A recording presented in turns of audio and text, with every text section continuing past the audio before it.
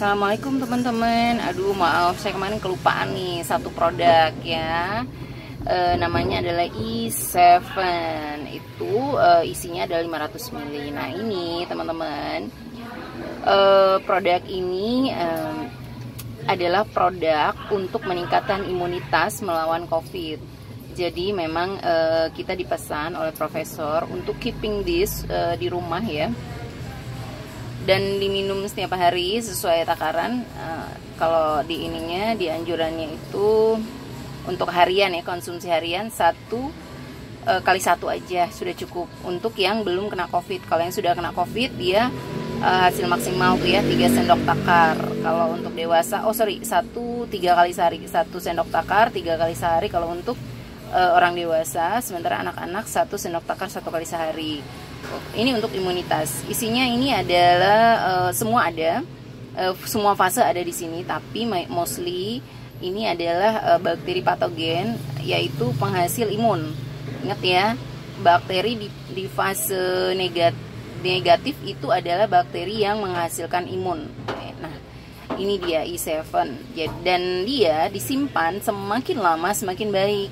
Nanti di bawah itu kayak ada endapan, itu namanya koloni daripada bakteri-bakteri. Nah, semakin disimpan baik, bakteri-bakteri semakin banyak. Bukan strain yang banyak, tapi jumlah setiap strain itu menjadi berlipat gandanya tuh, semakin kita simpan semakin banyak. Tapi teman-teman kalau mau simpan, ini sebaiknya tuh lihat ya teman-teman ya, bubbling. Nah, dia masih bergas ini. Dia masih hidup istilahnya, masih aktif. Jadi dia pasti ada kalanya dia akan gembung. Tuh, lihat ya. Pasti dia akan gembung ininya. Jadi tiap hari kalian bisa buka tutup ya ini. Atau bisa juga disimpan di botol kaca untuk penyimpanan lama. Nah, kalau misalnya di sini pun nggak masalah, tiap pagi dibuka tutup atasnya, dikeluarkan gasnya, disimpan lagi, keluarkan gasnya, disimpan lagi.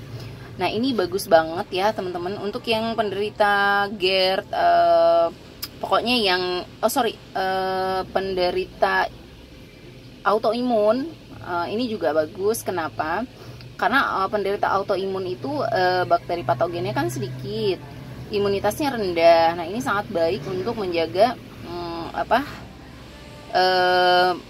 menjaga kesehatan bagi penderita autoimun ya, autoimun, ADHD, lupus gitu. Tapi kalau untuk yang GERD ini juga baik. Kenapa? Dia juga bisa mempush bakteri patogen yang berlebihan di dalam tubuh untuk bunuh diri. Jadi tetap ya, semua formula itu dia punya 3 fase tersebut, tapi memang mayoritas di mana gitu. Oke.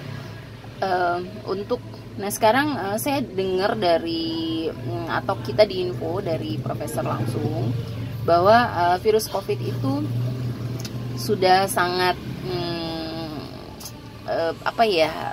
seperti mengganas gitu ya, sudah bermultiplier gitu, kayak seperti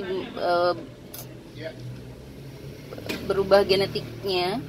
Itu sudah ada strain-strain baru dari COVID, sudah ada jenis-jenis baru dari COVID, bukan lagi COVID yang awal muncul. Nah itu sudah ditemukan, itu di dunia itu udah ada 200 lebih pengembangan virus COVID yang sekarang ada.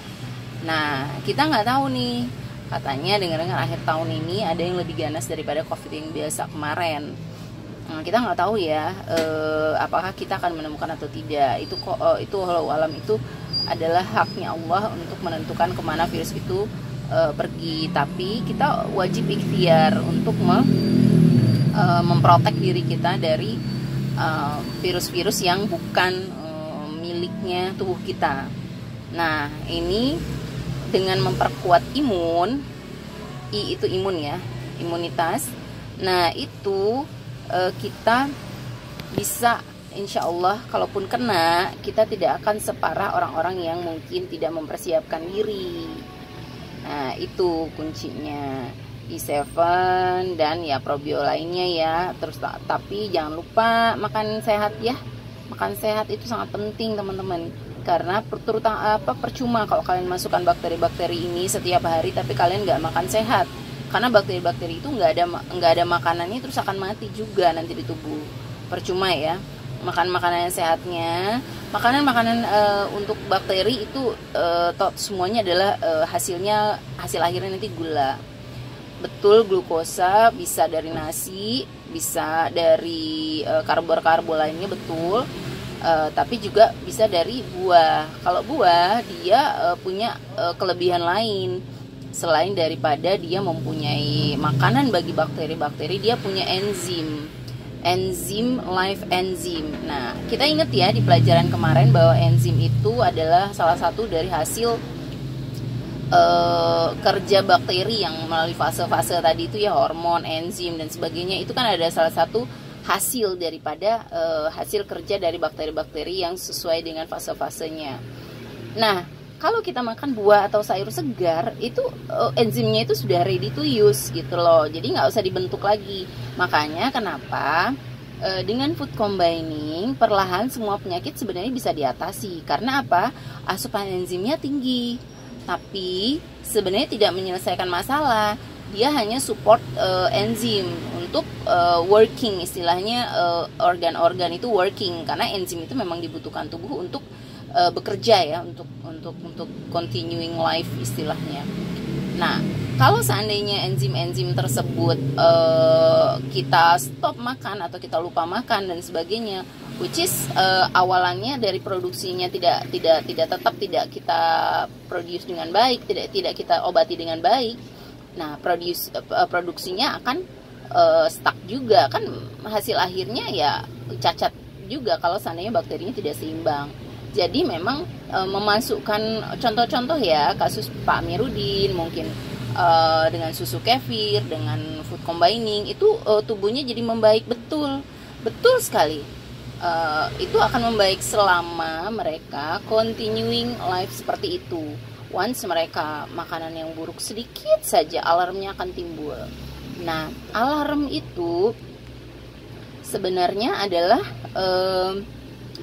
tubuh itu mau kasih tahu, hello, ini ada sesuatu yang nggak benar dalam tubuh gitu loh. Nah, bagaimana kita menanggapinya? Oh, kita kasih lagi makanan food combining yang benar, yang baik gitu. Oke, tubuh akan terima, tubuh akan happy dengan itu. Tapi sebenarnya basic workingnya tadi yang seperti kita penjelasan dalam basic understanding microbiome itu tidak terselesaikan juga sebenarnya. Nah, kalau saya saranin kalian konsumsi minimal 1 siklus untuk setiap sakit masing-masing ya. Kemudian maintain dengan misalnya E7 only aja udah cukup, atau Bio Daily atau Bio Premium, Bio Eksklusif ya, pilih aja salah satunya. Itu sudah cukup untuk maintenance supaya si bakteri tersebut seimbang. Once kalian nggak makan buah pun, produksi daripada bakteri-bakteri yang seimbang itu pun juga sudah mencukupi karena hormon dan enzimnya sudah tidak cacat. Jadi bisa working di dalam tubuh gitu. Tapi bukan berarti mengajarkan kalian itu tidak makan buah dan ini ya, tidak. Tetap buah itu baik untuk untuk kita, untuk tubuh kita. Nah, satu lagi yang mengenai enzim nih teman-teman ya. Enzim yang bisa diproduksi oleh tubuh kita itu hanya 5.000. Sementara 3.000 lagi itu memang wajib dapat dari luar, dari asupan makanan. Nah, asupan makanan yang seperti apa? Ya di situ, di buah dan sayur adanya. Makanya kenapa di Al-Quran itu banyak sekali diulang-ulang buah-buahan dan sayuran. Sebenarnya Allah mau kasih tahu bahwa kalian butuh makanan itu untuk tubuh kalian sehat gitu. Itu salah satunya. Jadi memang ada keterkaitan dari semua fase-fase tadi. 3 fase tersebut memproduksi enzim, tapi hanya 5.000 jenis enzim yang diproduksi oleh tubuh. Dan memang itu Allah sudah siapkan pabrik, tubuh kita ini sebagai pabrik enzim hanya bisa memproduksi 5.000. Nah, 3.000 enzim yang kita butuhkan ada 8.000 enzim ya. 3.000 enzim itu bisa didapat dari buah dan sayur yang kita makan sehari-hari. Kacang-kacangan juga ya, tapi selama raw. Nah, kalau kacang tanah kurang enak kalau di raw ya. Tapi kalau almond gitu, atau kacang mede itu aman di raw dan enzimnya bisa kita terima. Tapi kalau dia bahkan dipanggang atau digoreng, enzimnya sudah mati di kacang-kacangan tersebut. Nah, oke, itu ya teman-teman mengenai E7 ya. Ini untuk membantu imunitas. Baik lagi ya. Udah panjang lebar ya teman-teman ya. Nggak apa-apa.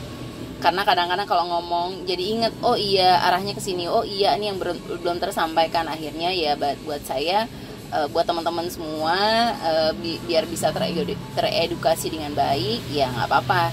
Setiap ada kesempatan saya ingat sesuatu akan saya sampaikan. Semoga itu juga bermanfaat buat teman-teman. Oke, assalamualaikum teman-teman.